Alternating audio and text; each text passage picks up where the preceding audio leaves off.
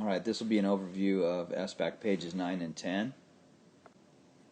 First thing you want to do is look at the table presented. You'll notice that there are powers of 10. Each number is multiplied by 6. So if you look at the next page, you'll see a chart that I have here showing powers of 10. 10 to the 0 is the same as 1. 10 to the 1 is 10. 10 to the second power is 100. 10 to the third power is 1,000, etc. So if you look at this would be the same as multiplying 6 times 1. This would be the same as multiplying 6 times 10, 6 times 100, 6 times 1,000. So if you explain the pattern of zeros, basically the zeros match the power of 10.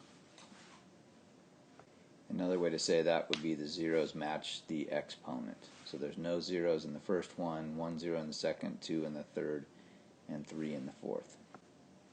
Next problem, they're asking you to figure out the height of a scale model. A scale model is a smaller model, a part of a model, just kind of shrunken down, of a Statue of Liberty. So there's the Statue of Liberty. It's 305 feet tall. And the scale model will be 1/100th of that, so it's going to be very, very small.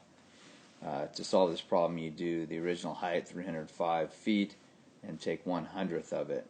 So when you do that, you basically take 305 divided by 100, and then if you remember how when we divide a number, we move the decimal point that many spaces to the left, so that would be as if you're dividing it by 100. So his scale model will be 3.05 or 3 5/100 inches tall. Sorry, 3 5/100 feet tall. Looking at problem number 3, they're asking you just to see which of these products is correct. So we're going to be multiplying each decimal by a power of 10. And in this case, when you multiply, you shift that decimal point 1 space to the right for multiplying by 10, 2 spaces multiplying by 100, and 3 spaces multiplying by 1,000. Don't forget to annex the 0. So 6,200 times 10 does not equal 62.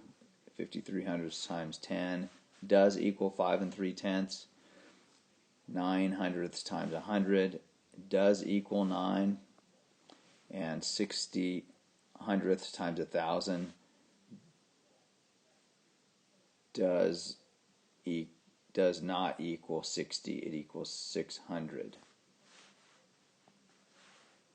For the fourth problem, they're asking you to find the value of the underlying digit. In this case, the underlying digit is 8. What you do is you have to look at the place value of that.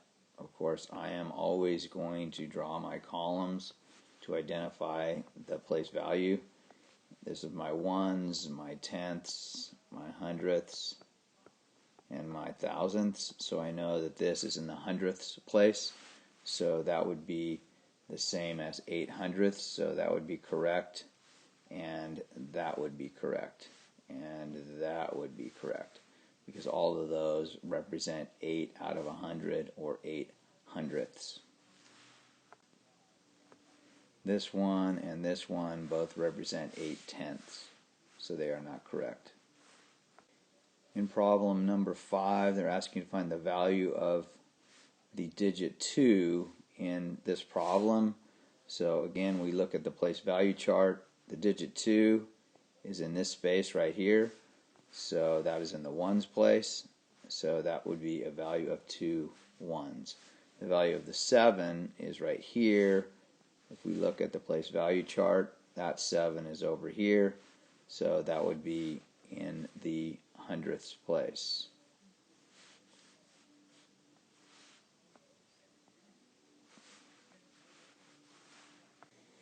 Problem number 6 is basically just dividing by a power of 10. Remember, when you divide by a power of 10, you shift that decimal place 1 space to the left for every power.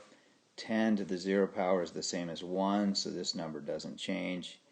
It's 35 5/10. Dividing by 10 is a single shift. So it's 3.55, or 3 and 55 hundredths, dividing by a power of 10 to the second, dividing by 10 to the second power is a double shift. So that is the same as 0.355, or 355 thousandths. If you look at your place value chart, that one also tells you the answer. Problem 7, looking for ways to express 10 to the fourth power. 10 to the fourth power is the same as 1 plus 4 zeros. The exponent shows you that. But that number is the same as 10 times 10 times 10 times 10. That would be 100. That would be 1,000, and that would be 10,000. So any number here that's equal to 10,000 would be correct. 10 times 4 is not 10,000. 10 plus 4 is not 10,000. 1,000 is not 10,000. D is 10,000. You don't add up numbers when you're doing powers of 10. You multiply, so that doesn't work. And this one works. So the best two answers in this case would be D and F. And that's the end of the lesson. Hope you guys had a great time. I know I did, because we love math.